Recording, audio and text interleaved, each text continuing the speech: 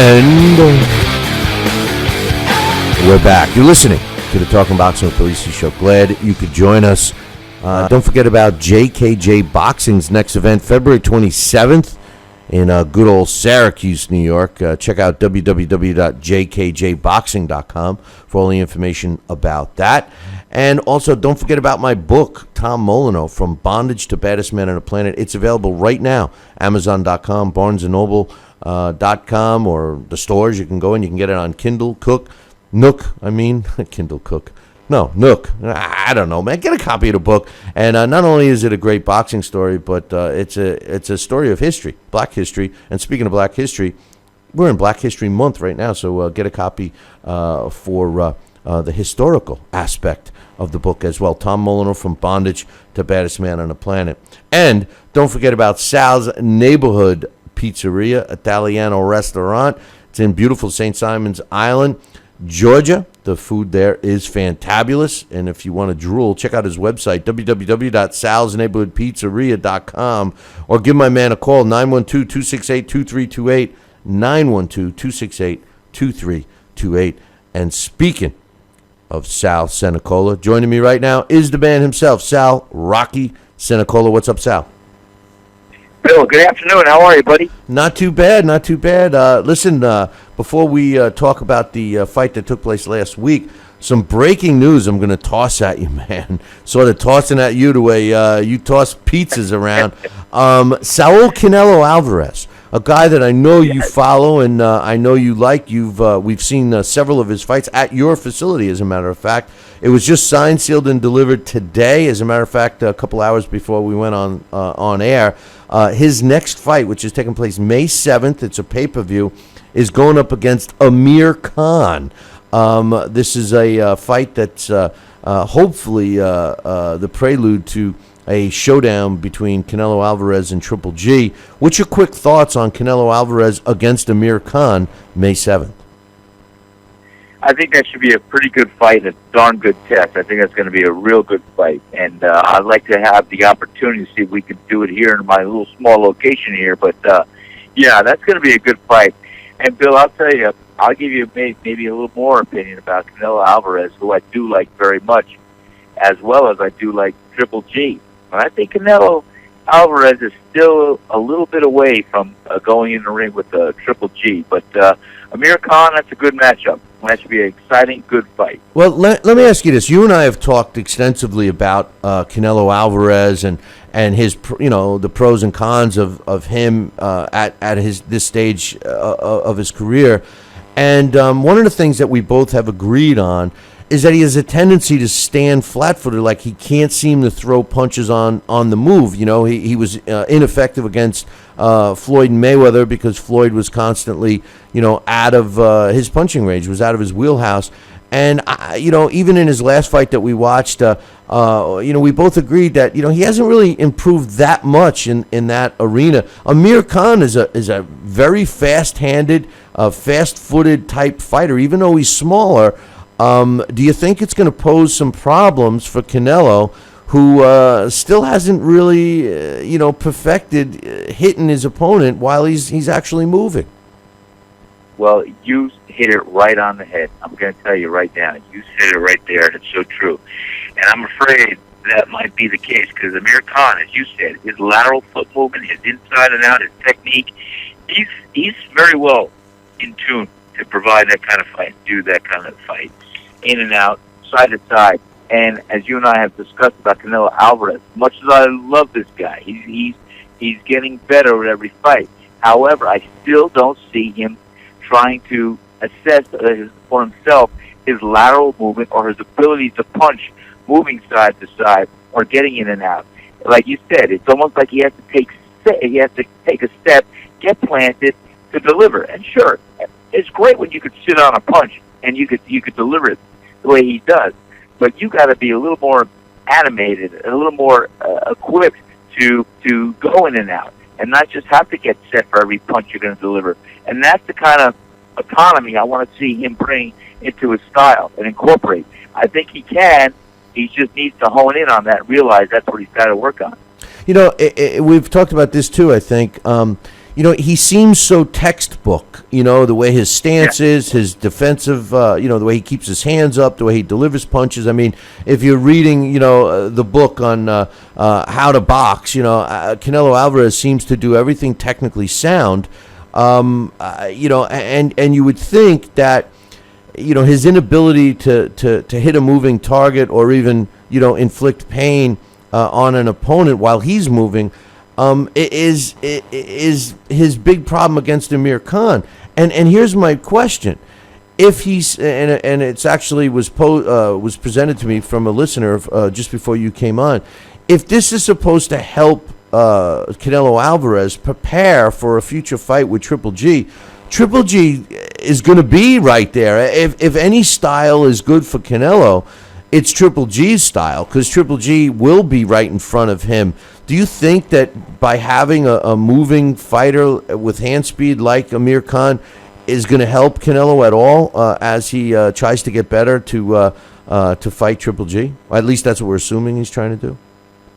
Well, and that may be the intent, but I don't know if that's a calculated risk the Canelo camp should take at this point, because Amir Khan is a very dangerous fighter, and with his movement, it's not really the time to go to first grade on that level.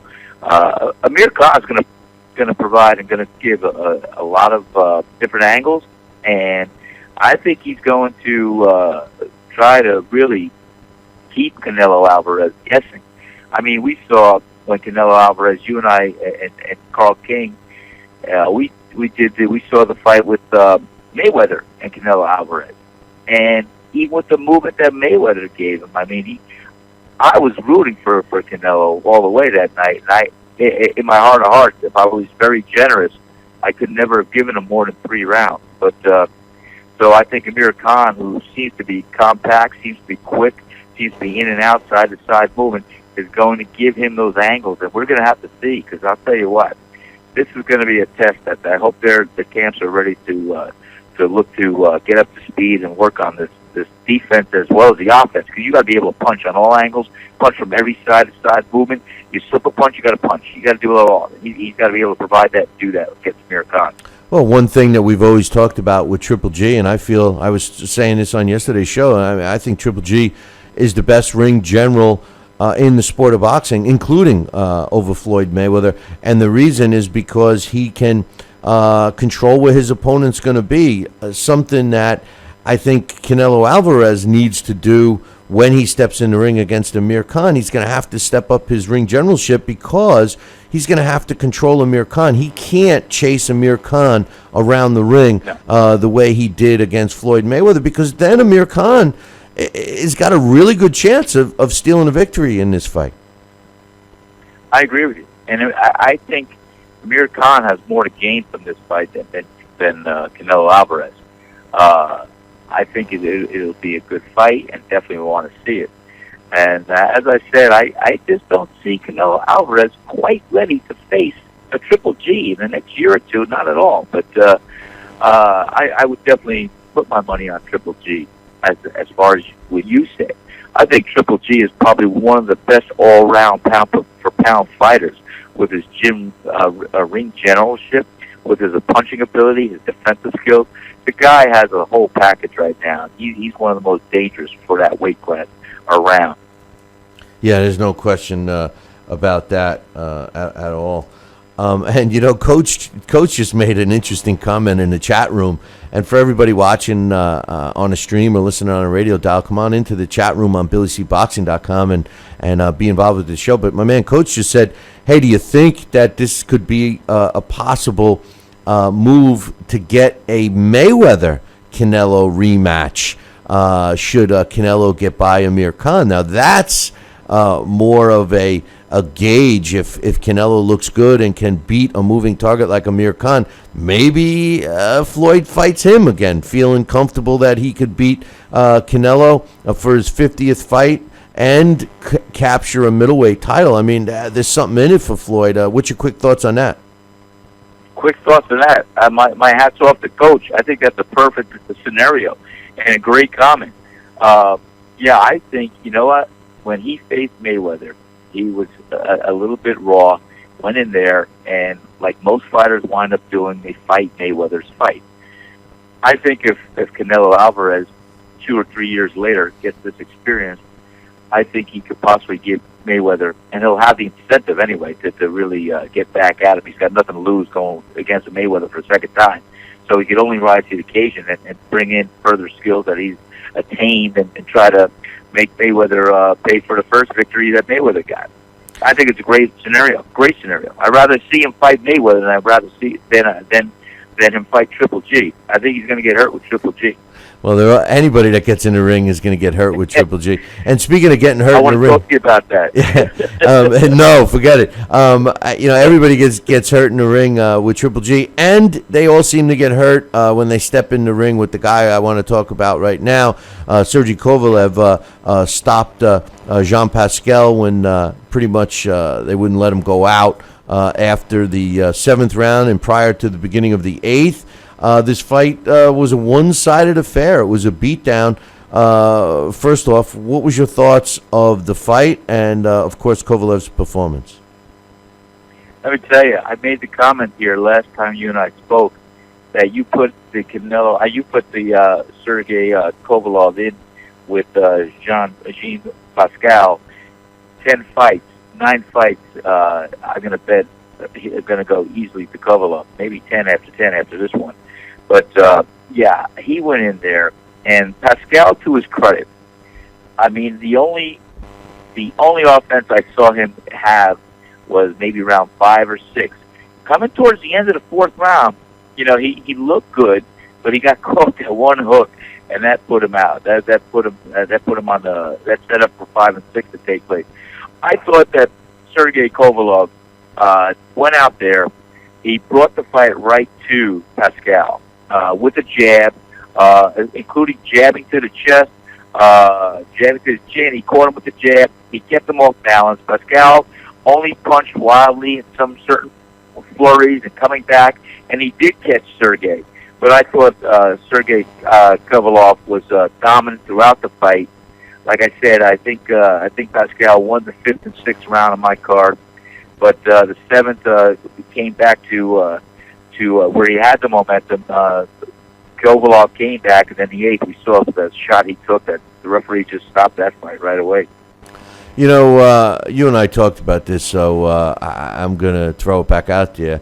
There's been a lot of discussion about this fight, and I just can't believe that there's an uproar by a lot of fans, a lot of boxing fans that feel that Sergey Kovalev was too vicious in this fight, and that he actually could have. Okay, I'm laughing. Go ahead. I know. That he was too vicious in this fight because they felt that he could have finished off Jean-Pascal a lot earlier, and rather than finish him off, he made him suffer a little bit because he didn't like him personally. And there's a lot of fans out there feel that was an unsavory move by Sergey Kovalev. What's your thoughts on that? First of all, what's your thoughts on a fighter doing that? And second of all, what's your thoughts on fans believing that wasn't a nice thing for him to do? First of all, I will go on a record saying this. Most fighters want to get the business done when they can and get it over with. However, yeah, I may have let a fight go 1 or 2 more rounds than it could have for similar thought. But let me tell you something.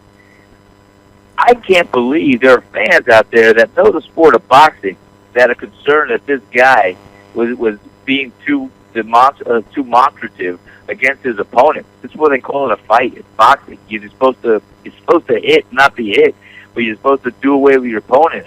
You're on your agenda, not the fans. I mean, it's a tough call, Bill. I think the guy has to do his thing. The sport is vicious. The sport is, and it's beautiful. It's a beautiful viciousness. You're going in there. You're going to be dominant. You're going to box. You're going to fight. And you know what? If you don't like the sport, close your eyes or switch the channel. But this is boxing. This gets bloody. It gets painful. There are some hits, There's going to be an argument also that the referee stopped the fight too soon. Who knows? I don't think, it was a good call, but he could have gotten hurt. I don't know. You just blew my mind. I didn't know that's what they were actually talking about. That he was too vicious. Well, that doesn't even process with my thought process. You know, the thing is that the referee should have stopped the fight. He ended up not. He ended up letting it go, and the corner stopped it. But my question is that in your experience, was there ever a time, or could you see there being a time for a pro fighter where maybe some of the pre-fight promotion or just something just rubbed you the wrong way, and you just didn't like the person that you're fighting, and you did want to give him an extra little couple of shots? I mean, isn't that kind of human nature, or shouldn't? Am I being vicious of even thinking that way? I could definitely see a fighter that doesn't like another fighter. I mean, there's a lot of times when two fighters act like they hate each other until after the fight, and then there's always mutual respect. But then there's other fights where the fighters hate each other, they fight, and they still don't like each other after the fight. I mean, what prompts a fighter to want to inflict a little more pain on his opponent? Well, if it's an even match, you got to be careful with that whole thing. And a fighter, if he's dominant in a fight and he wants to inflict the pain, I mean, the other guy, if he's absorbing all that punishment and pain, then good for him. He's still in a fight.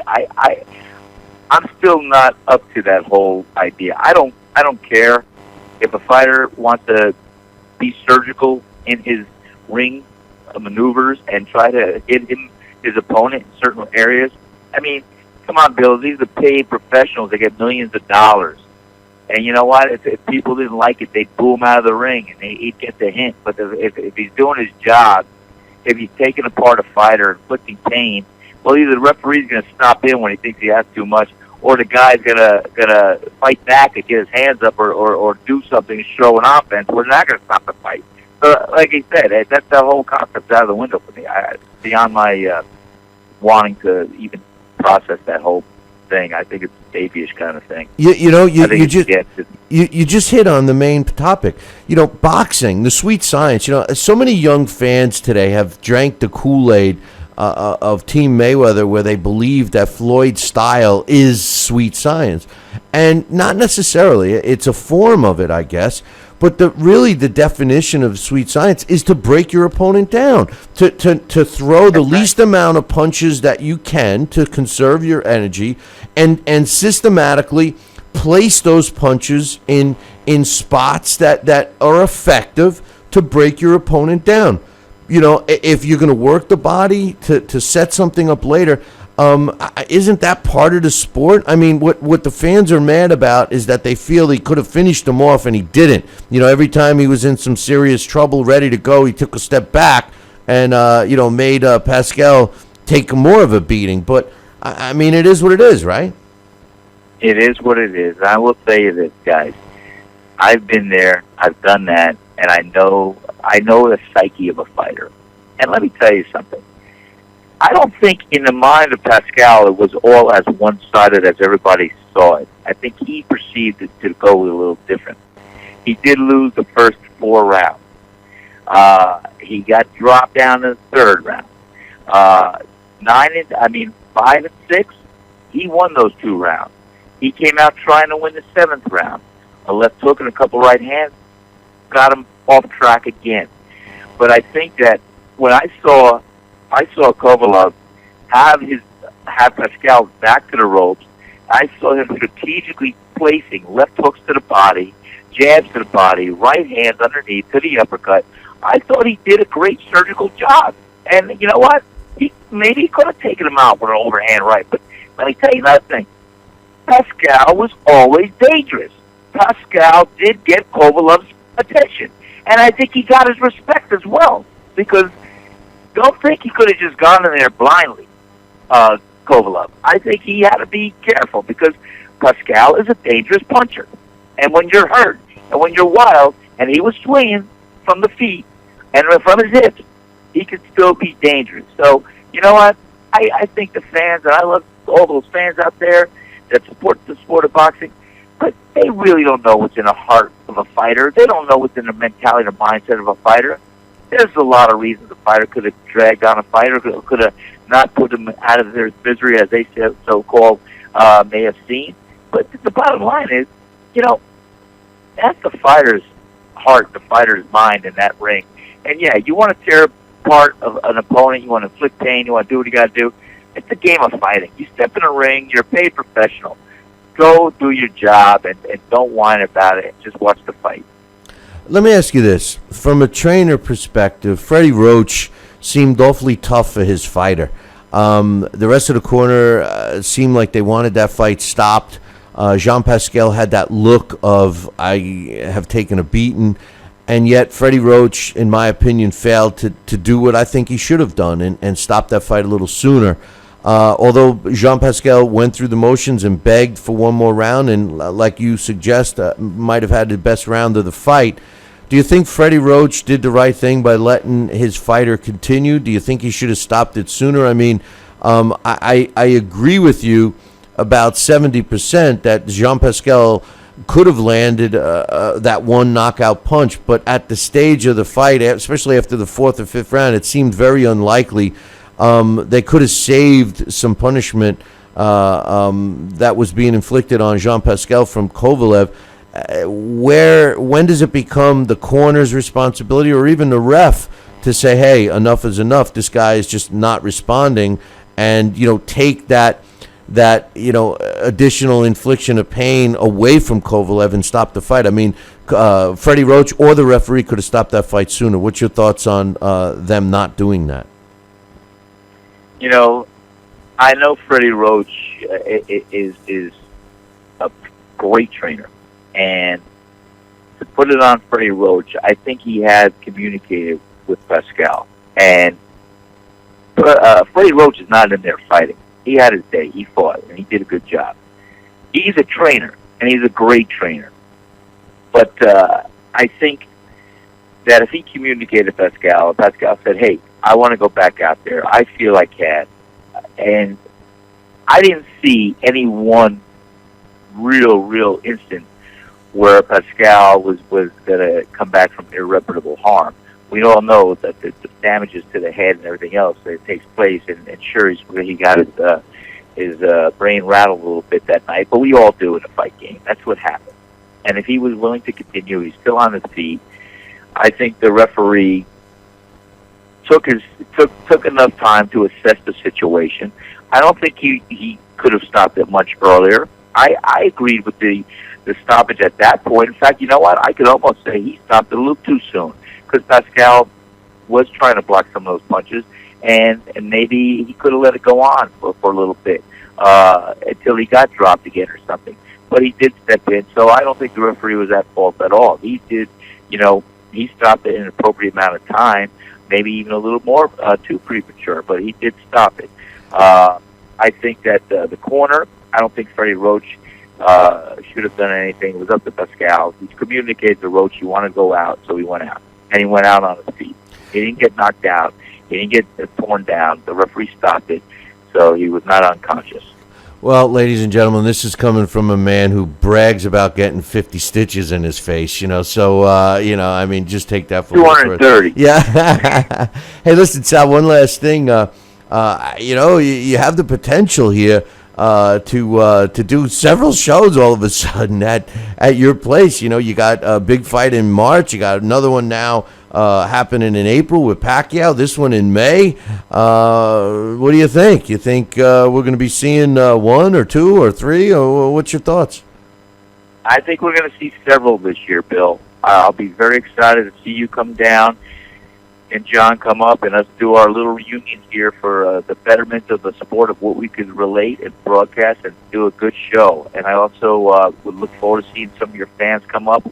I would definitely encourage them to call me directly on my cell phone to reserve a spot or so if they have any intent to come to the fight, so we can make sure we provide a reserved seat for them if they're going to travel. But I think we're going to have several shows this year. And if we outgrow the space, we're going to look to accommodate in nearby areas that we can make it all happen. But, Billy, I'm so excited. The last couple of fights that we've seen, they are coming to to show us what boxing is all about, has always been about, and it's good to see people go in there and fight and do the sport of boxing the way we saw it in the 70s, 80s, and some of the 90s. So it's good. I think boxing is coming back. I think the networks are getting it. I think the fans are getting it. And I think it just needs a little more catalyst of the exposure and having some good top personalities out there that can wear the crown with passion, that can wear the crown with pride, and look to seek to prove that they're the best at all times. I agree. Well said. Sal, I appreciate your thoughts, and we'll look forward to next week, my man. Well, I thank you, of course, always, and I want to thank all your loyal fans. It's been a pleasure, and I thank you so much for letting me come on and do this little segment. It's great. I love you all, and I thank you so much. No problem, and time flies, doesn't it? It does. Okay, buddy. All right, brother. We'll see you next week. Thank you, Bill. That's Bye-bye. Sal Rocky Cenicola giving his thoughts on the newly announced Canelo Alvarez versus Amir Khan fight, which is taking place in Vegas on May 7th. And, of course, his thoughts on Sergey Kovalev's vicious win over Jean Pascal this past weekend. Hey, listen, I'm going to